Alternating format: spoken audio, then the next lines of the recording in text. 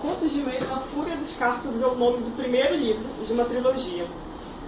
E ele foi lançado no final de 2011 e início de 2012. Eu conto mais com o início de 2012, porque foi quando realmente fiz o lançamento lá na Fox e blá. Ele é um livro de fantasia. Foi um livro que eu comecei, que eu entrei nesse mercado.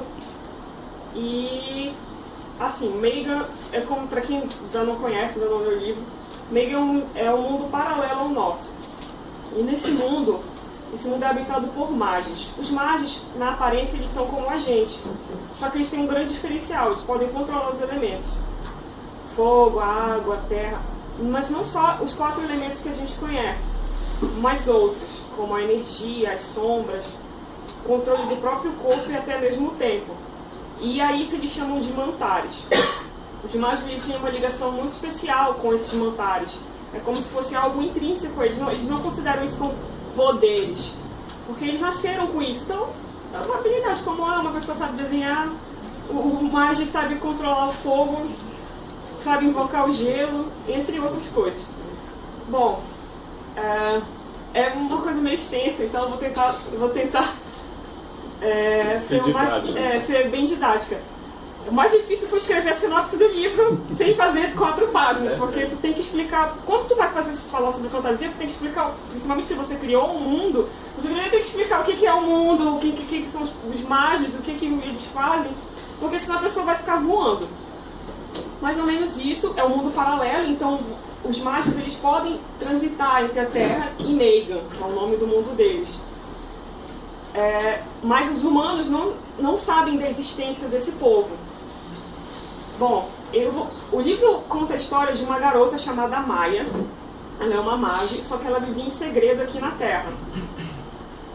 Só que depois de um tempo, algumas coisas estranhas começam a acontecer com ela. Ela começa a ter alguns sonhos e umas reações esquisitas, e ela percebe que está na hora de voltar para casa, voltar para o mundo dela. Mas ela escolhe o pior momento para voltar. Ela volta no meio de uma grande guerra. Ela chega lá, passa pelos portais e se depara com o caos de uma batalha. Ela não sabe por que está acontecendo aquela batalha, porque os cártagos estão invadindo. Quem são os cártagos? Vamos entrar a linha. Cártagos, eles eram magos. Esse mundo ele não é pacífico, né? Acho que nenhum mundo de fantasia é pacífico. Então, muito tempo atrás, rolou uma batalha entre esses cártagos, que são magos, e os próprios magos. E eles foram banidos de Meigan. Eles foram banidos para dimensões paralelas chamadas infernos. Essas dimensões, elas são inóspitas. Não seguem muito bem as regras que a gente conhece da física, digamos assim.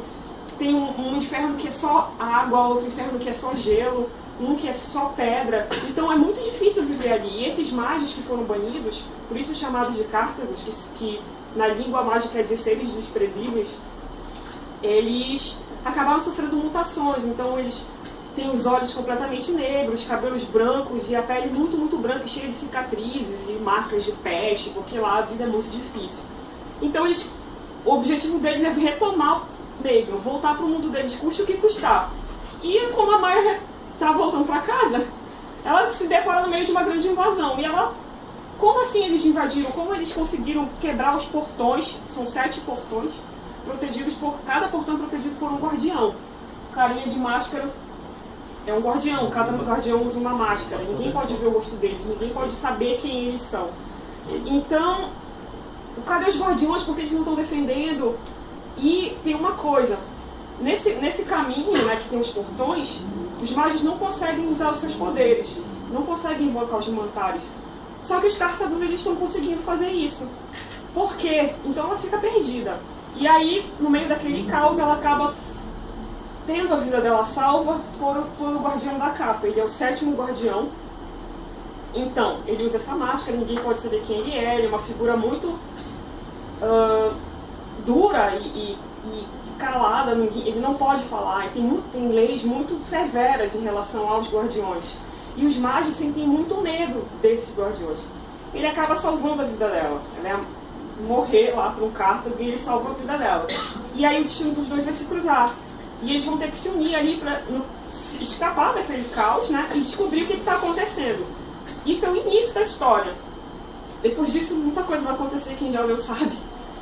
Que o caos já vai pegar, a gente vai descobrir o que está por trás dessa invasão.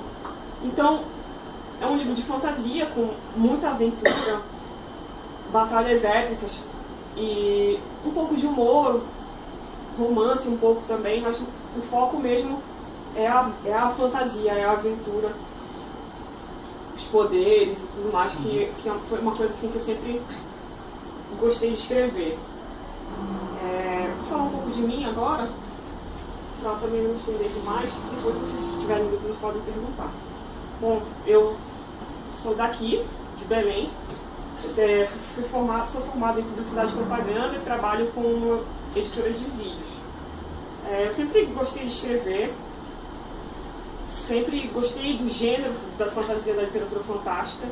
Então, Contos de Meiga é um livro que eu trabalho nele desde a adolescência, desde o colégio. Ele foi escrito em dupla, em parceria. Então, é uma coisa assim que eu sempre...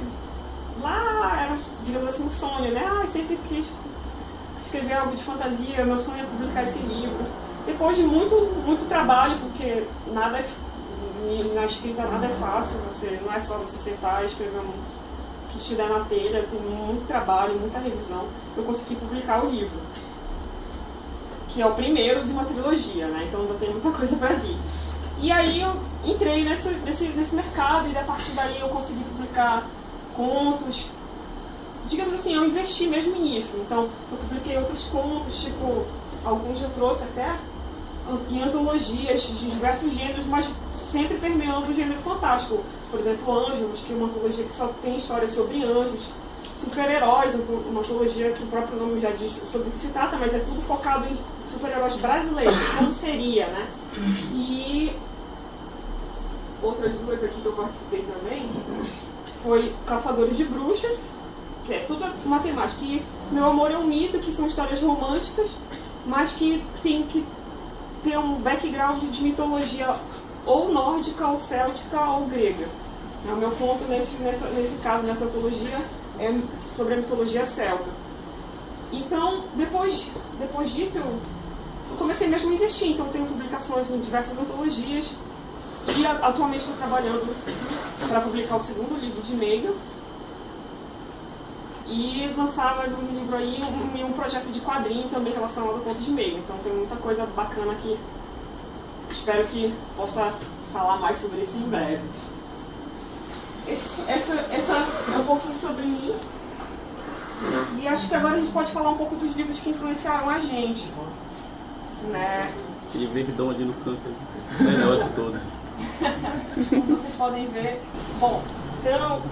Que audácia. Como ela não lembra o próprio livro, né? A morte de alguém. Spoiler, né? Então Maia morreu nos braços. Vou ler o último capítulo. Última página. Deixa eu só ver onde eu vou parar. O frio era de rachar os ossos, né? Por todo lado tornava a paisagem opaca e sem vida. Os três estavam sentados ao redor de uma fogueira que queimava alguns parcos gravetos. O fogo era baixo e mal conseguia se manter, quanto mais aquecer a luz. Alan observou seus companheiros todos com roupas inapropriadas para aquele clima. Não fazia ideia de quanto tempo estavam ali naquele novo inferno. Dias, horas, anos. Não tinha muitas lembranças do que havia acontecido depois do ritual, mas as mudanças que este lhe causou foram mais do que perceptíveis.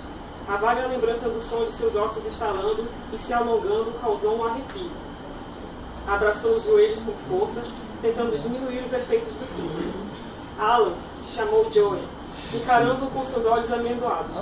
Não acha que devemos continuar? Estou congelando. Isabel, você não concorda comigo? Isabel ergueu a cabeça dos joelhos e encarou o garoto. Era loira e extremamente branca. Seu rosto era belo, mas em razão das intempéries pelas quais o grupo passara, agora era magro e abatido. Aqui é frio em todo lugar, não importa para onde formos. A neve não vai embora. Alan observou-os em silêncio.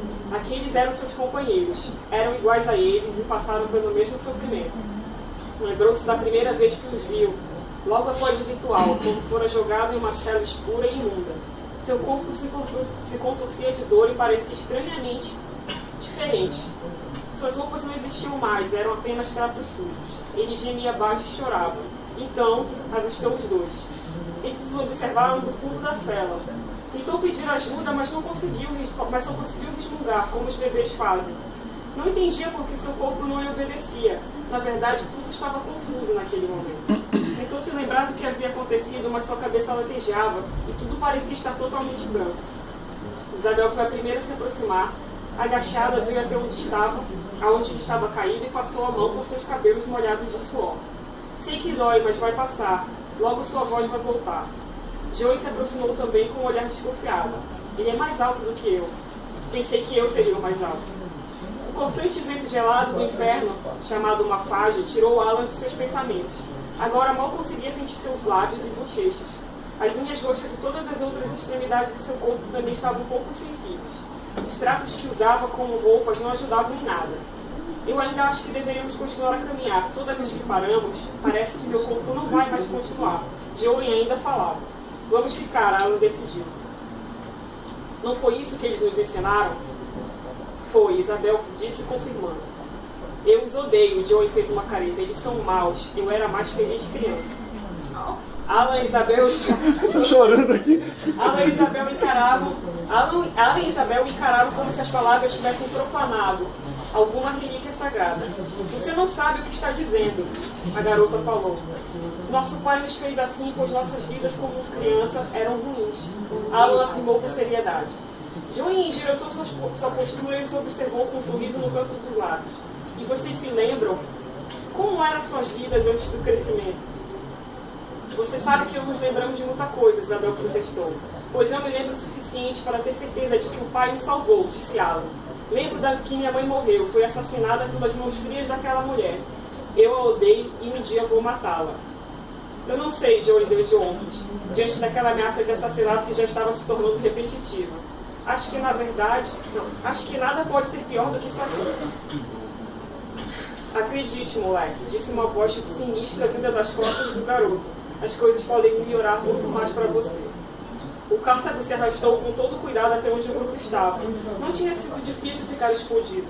Joey não teve tempo nem de se mexer. Esperou pelo pior e preparou-se para a dor. Mas acabou não sentindo nada. Numa velocidade surpreendente, Alan saltou sobre o atacante e o derrubou. Sem dificuldades, conseguiu tirar a faca das mãos dele e a chutou para longe. Sem pensar duas vezes, apanhou uma pedra e a atirou contra a cabeça do inimigo. O sangue ainda quente cobriu parte do seu rosto. Os outros garotos se afastaram. O Cartago definitivamente estava morto, mas Alan não parou de acertar-lhe a cabeça. A neve antes branca adquiriu vários tons de vermelho à medida que a massa encefálica ia se desfazendo. Alan parecia alucinado, seus olhos estavam regalados e sua respiração acelerada. Depois de mais alguns golpes, ele parou, já totalmente sujo. Levantou um pouco cambaleante e encarou seus companheiros. Eu odeio esse treinamento idiota, vociferou, limpando o rosto com a manga da camisa.